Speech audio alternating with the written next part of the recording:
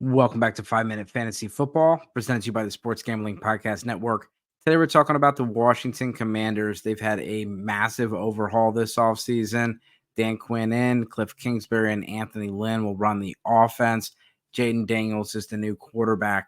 And this team had 6 picks in the top 100, had a ton of picks and investments into the offensive line in the first and the offense in general.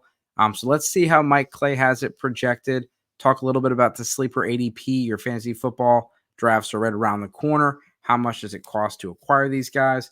And then, of course, go to Underdog Fantasy. You can do the pick'ems. You can do the season-long pick'ems for Jayden Daniels. Higher or lower 17.5 passing or 4.5 rushing. Promo code FFSGPN. So let's see what Mike Clay has it projected.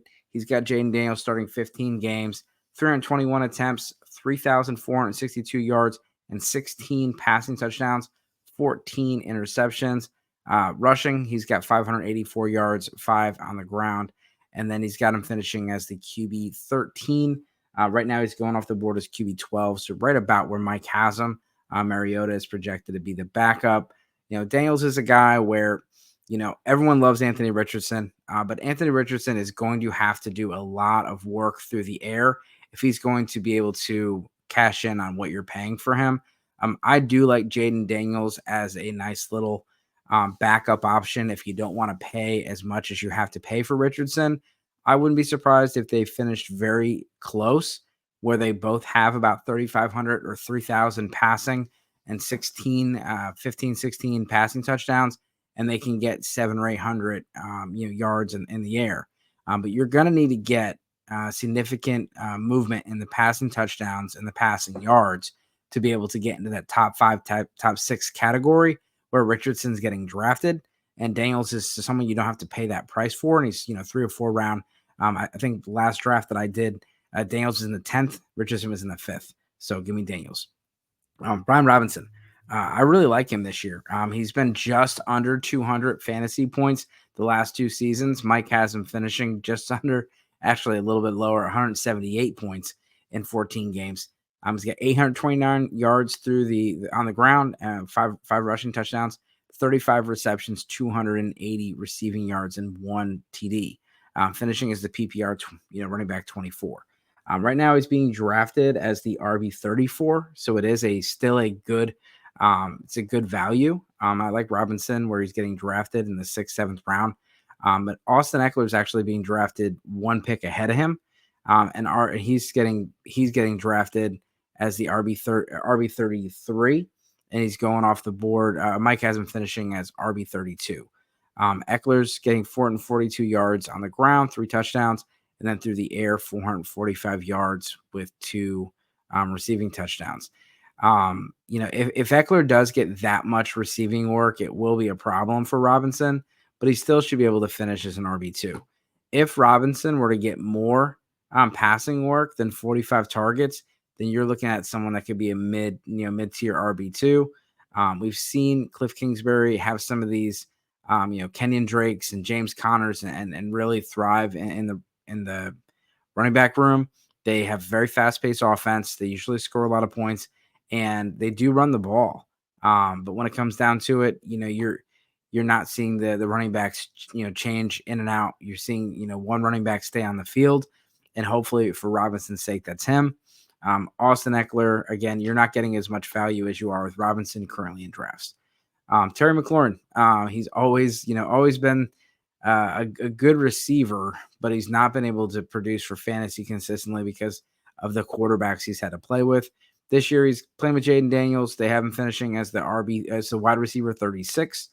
Currently, he's going off the board as wide receiver 30, so it's a little lower than where he's being drafted. Terry's got 72 catches on 119 targets, 985 yards through the air, 3 passing touchdowns.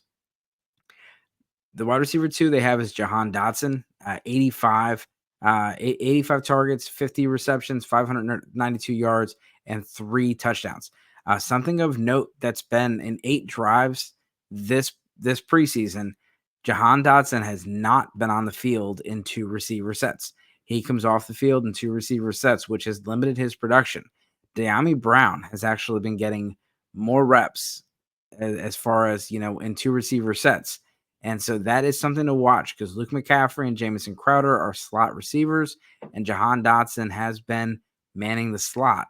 And that means De'Ami Brown could end up getting a lot more than what Mike has him projected here for 16 targets. We'll see how this goes. As of now, the only receiver you're drafting is Terry McLaurin, and you're not getting a high ceiling with Terry finishing as a wide receiver 36. I like Terry, and I think he's a depth piece that still could have some upside. He's 28 years old, and we've seen him ball out before. But how consistent is it going to be, and what is this offense going to look like with Kliff Kingsbury? Does he fit? Zach Ertz just needs to go away so we can get some Ben Sinnott action. He's got them basically splitting this. 48 targets for Ertz, 45 for Sinnott, 30 catches apiece, 289 yards for Ertz, 312 for Sinnott, 2 touchdowns apiece. Gross. Just give all that work to Sinnott, and you'll get a tight end 2 or better. We'll see. Kliff Kingsbury likes Ertz. He's probably going to be a thorn in your side, at least for the first half of the season. But I do think Ben Sinnott is a guy, if you're going to look for a late round tight end that, one of those guys that could blow up, got a lot of athleticism. This guy, he's a multi-sport athlete, and you saw him at Kansas State, used out of the backfield as a fullback, catching the ball, lining up as a tight end, taking some sweeps, running the ball, and we've seen it in the seen it in the preseason where he's pretty athletic once he gets the ball in his hands. And that's kind of tight end you're looking for in fantasy football. So this is 5-Minute Fantasy Football. That's the Washington Commanders. As always, good luck this season.